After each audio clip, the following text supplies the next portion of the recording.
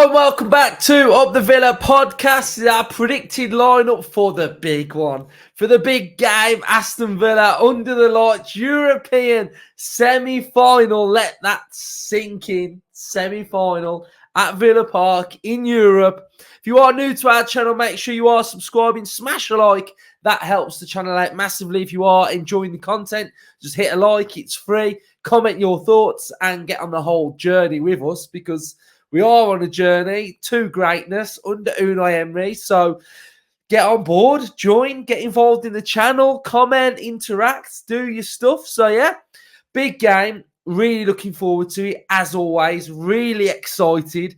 My first European semi-final as a Villa fan.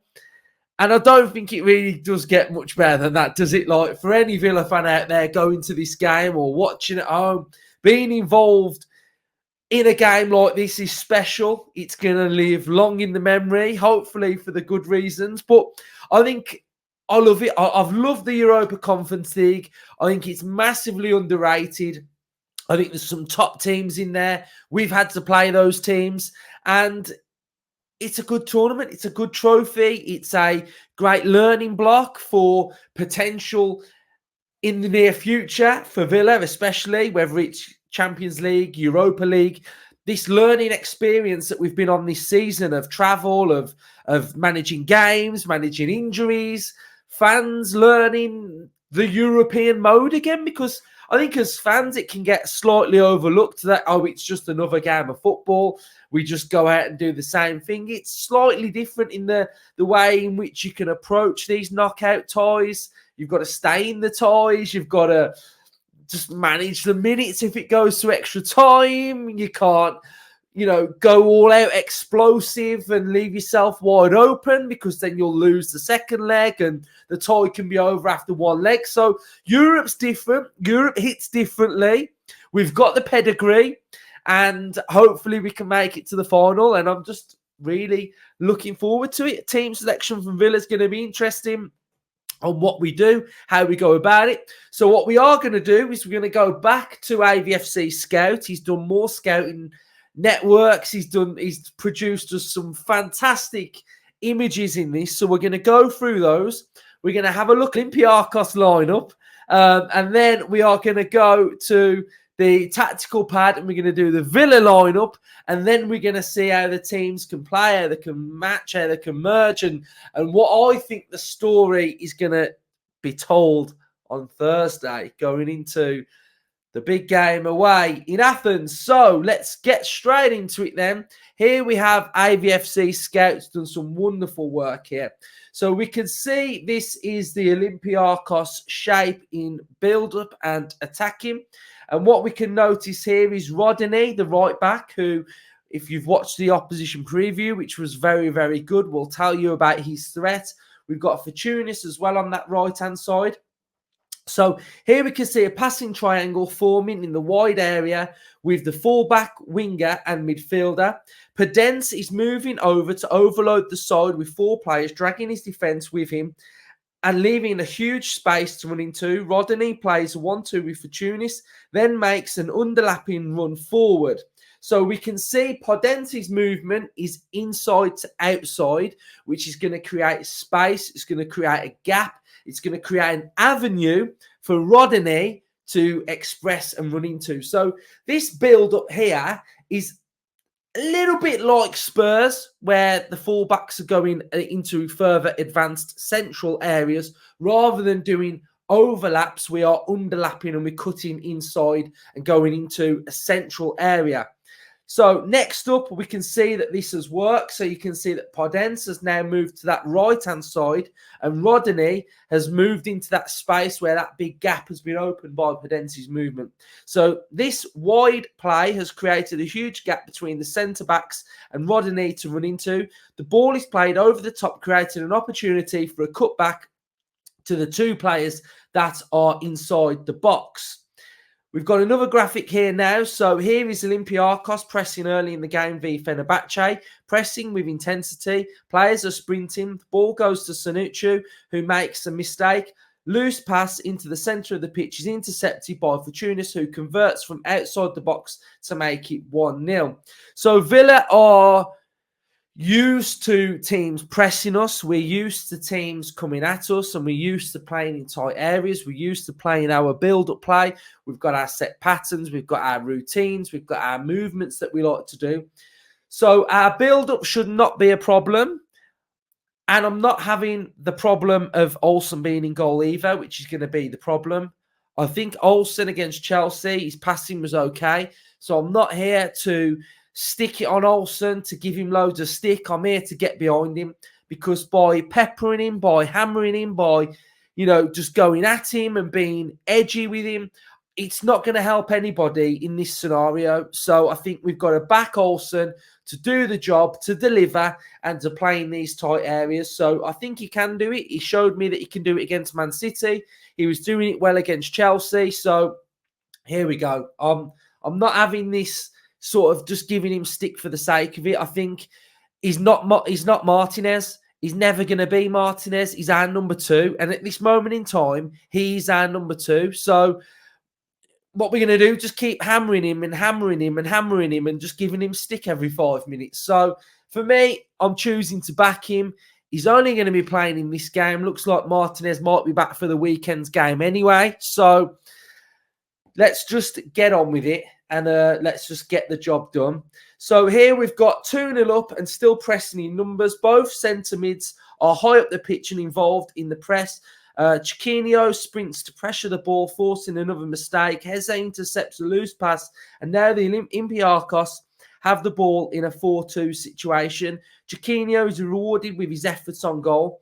So if they do come to press us, which I hope that they do, then I expect Villa to be able to play around them, to be able to knock it around them, and Villa to have a lot of joy in this game. So if we go to the tactical pad, this is how we expect Olympiacos to line up against Villa. It's a 4-4-1-1. We expect Jovetic to be partnering with El Khabi. Often it might look something similar to this in build-up, like we saw with Fortounis going in there, with Rodney, with another midfielder that's going to break through the lines. Then you'll have Rodney coming in through there. So the build-up shape can potentially look something similar to this. Fortounis is a massive outlet. He's going to pose Aston Villa problems on that right-hand side. But like the Lille game, we was able to keep their wide players quiet and their forward players quiet. So I think what's going to suit Villa is that their system is something similar to shape to Aston Villa. It's similar to around like a 4-4-2, a 4-4-1-1, which Villa are playing in a 4-4-2. So our shape should look okay against this. So what we're going to do is we're going to predict the lineup, and then I'm going to show you some of the key points that I've made in which I think we can beat Olympiacos and put them massively under pressure in this game. So I'd love to know your thoughts in the comment section down below. So stick your thoughts in, who you think the lineup's going to be, what to expect. So I'm going to talk about 2 players first of all, and I'm going to talk about Olsen, and I'm going to talk about Ollie Watkins, because both players have a very important role in this game. Olsen's role with distribution, we know is going to be key. And if Olsen decides and Villa decide to go a little bit longer, then that means Watkins' role is heavily, heavily important as well. So a few little players I'm going to put in here while I'm talking about this situation is Diaby, Watkins and Leon Bailey, who I expect all 3 to start in this game. Now, by going long, that does not suit Moussa Diaby's game, going long. It's an area that I've started to notice that when we start to go long, Diaby has a weaker game. Diaby's not involved in the game as much when we go long to Diaby as well. And I think the reason for this is Diaby isn't a back-to-goal player. Diaby, like Bailey, is a head-up with green grass in front of me. Let me see who I can exploit. Let me arrive in the box late. And that's Diaby's game. Diaby in this role, with long balls going to him, it doesn't suit. But what I'm going to say, against Chelsea, we had a bit of a mare against Chelsea because the long ball up to Watkins just wasn't sticking. Now, if the long ball up to Watkins doesn't stick, that means that there's going to be no work between Diaby and Watkins. There's no build-up. There's no intricate work. There's no 1-2s. There's no getting that ball quickly, turning, passing it to Bailey, and exploiting defences. So if we go long, the ball's got to stick with Watkins, and I think that's the first thing that I'm going to mention. Against Bournemouth, the ball stuck with Watkins, and we saw incredible, expressive, electric, dynamic play between Watkins, Diaby, Bailey, and Morgan Rogers. Remember when we were talking about that front four was just unplayable. So it's important that that ball sticks. So that's the first thing that I'm really gonna touch on, is that we will have an ability in this game to go long. I think going long in this game from time to time is going to be a tactic that we can exploit. Maybe not the word going long, because some people will say we're just going to be long ball merchants. Let's use the phrase direct. We're going to be direct. And I think by being direct, we're going to just bulldozer through Olympiacos, I hope, at home anyway. So next up, we'll go Konsa at centre-back, Power at centre-back, Cash at right-back, and Luca Dean at left-back. I think it's important that Konsa in this game, for me, is a central defender, and he's going to be able to sort of work with El Kabi and just usher him out of the game. That central two is going to be important, and Cash will have license to get forward as well. So I think that's something to note. I like Konsa as right back up against really tricky, dynamic, fast, pacey, attacking wingers. But I think with Podence, who's not blessed with blistering pace, I think Cash can work with Podence, and I'm comfortable with Cash in there. So my double pivot is going to be Douglas Luiz and John McGinn. I think from Luiz, I really want to see a performance where he completely dominates. He's having a real good game, head up, looking forward, controlling the game. He's getting forward a little bit as well. I think sometimes we get stuck with him just being in this area, where I think at times I want to see him now playing in this area and getting on that ball and being a little bit more creative and expressive, because I think John McGinn can do a role in there, and I expect him to work along those areas, protecting Cash when needs be. If Cash goes forward, then we might see John McGinn dropping in there as well. So that is going to be my double pivot. And on that right-hand side, hopefully we're going to be able to see Zaniolo back in the squad. I think we've really missed him. I think he's great off the bench for Aston Villa. But I think for this game, pace, power, I think it's a real good game for Rodgers to have at home. So that's my lineup. That's where I think I am with this game. You know, what can we expect from a Villa and an Olympiacos point of view? Then we know Rodney will want to get into advanced areas. Fortunas at the same time will be doing some damage through here as well. So it's important and imperative that Luca Dean gets into those attacking areas. Rodgers doing the same, occupying that space there, but having to come back and help and do some defensive work when needed at that same time as well. I think the midfield, hopefully the midfield can outnumber the Olympiacos midfield and do a job on that midfield and stifle them. Cash getting forward, I think he's going to be massively important as well. I think Podence, we've just got to watch out for those movements when he's coming inside a little bit, because he's an intricate player. So I don't expect that left-hand side to be as dynamic as the right-hand side. So if we can work and manhandle Podence, then that's fine. And then just this role of the link-up with Diaby, Watkins and Bailey. Bailey being expressive, Bailey attacking. And I think, you know, when I'm thinking about this game of what I want to see, I want to see control. I want to see us controlling the game. And I want to see us controlling that game for 90 plus minutes. So the control has to be there. And with control, we have to maintain that we are switched on at all times. But what I do want to see is that if we go 1-0 up, I want to see us go up another gear. So every time we score a goal, I want to see that gear go up a level, the intensity go up a level, and the aggression go up a level. Because I think in this game, if we can score a goal early and score a goal in this game and go up levels, I think we can score more and more against this Olympiacos side. I think Olympiacos are going to be a good team. I think they're going to try and stifle us.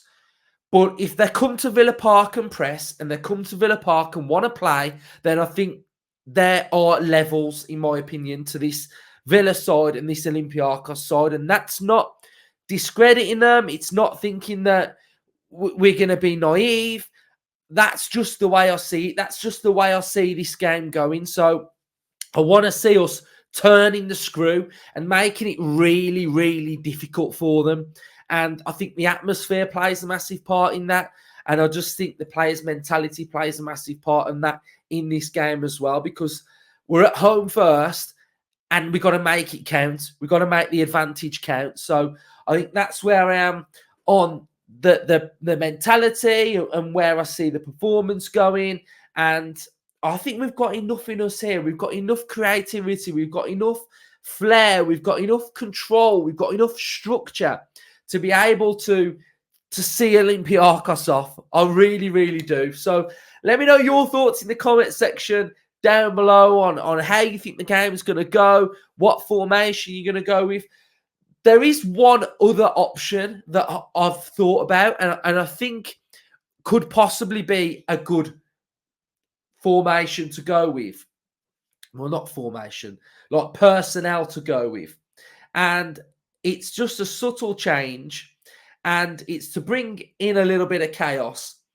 So the other option that I've got is either Bailey, Diaby on the wing, and Duran. Because if we are going to go a little bit more direct and a little bit longer at times, then I think Duran could be good in this game as well, just to cause a bit of chaos. The strapping on Bailey's knee is worrying me every time I see that strapping on his knee. I just don't like it. So I'm all for playing our best team, which I think we will. But if Bailey's a doubt and a risk, and this knee strapping is a slight issue, then I'm okay with him being on the bench and playing Diaby out wide. Like, in an ideal world, I don't want to do that.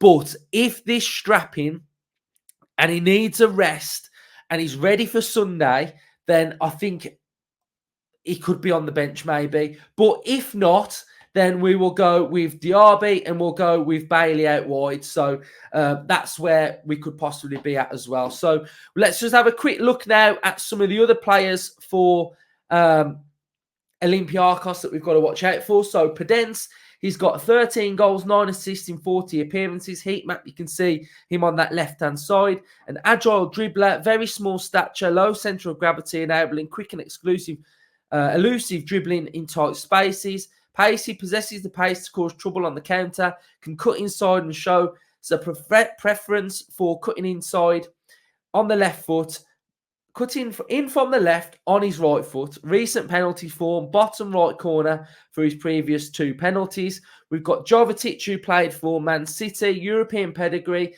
experience playing at the highest level of European football with big clubs, formerly a centre-forward, now transitioned into more of a second striker, providing support for the primary number 9. Link-up play, positions himself at the edge of the box, looking to get involved with passing sequences, playing 1-2s and final balls, finishing, clean finisher of the ball, and he's a good finisher, able to shoot from the edge of the box, drift in towards the penalty spot and looking for cutbacks.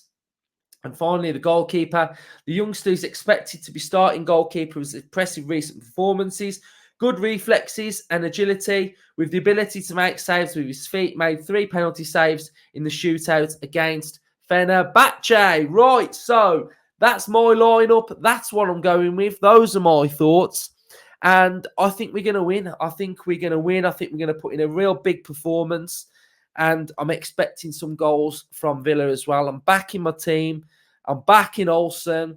And I'm backing us to get the job done at home and then go into that second leg as well. So Villa fans, let me know your thoughts. What's your lineup going to be? Cheers, everybody, for watching. Up the Villa.